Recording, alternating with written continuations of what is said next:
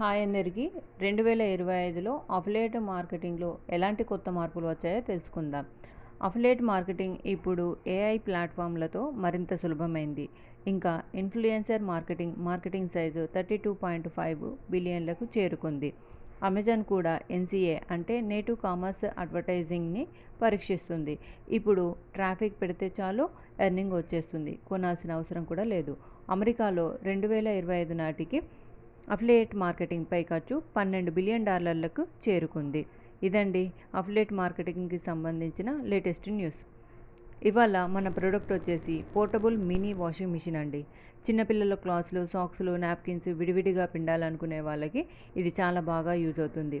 దీన్ని మీ ఇంట్లో ఉండే బకెట్లో సైడ్ వాల్కి అటాచ్ చేసి పెట్టుకోవచ్చు. ఇది 5 minutes front side, back side rotate అవుతుంది. ఈ ప్రోడక్ట్ మీకు కావాలనుకుంటే కామెంట్ బాక్స్లో కామెంట్ చేయండి.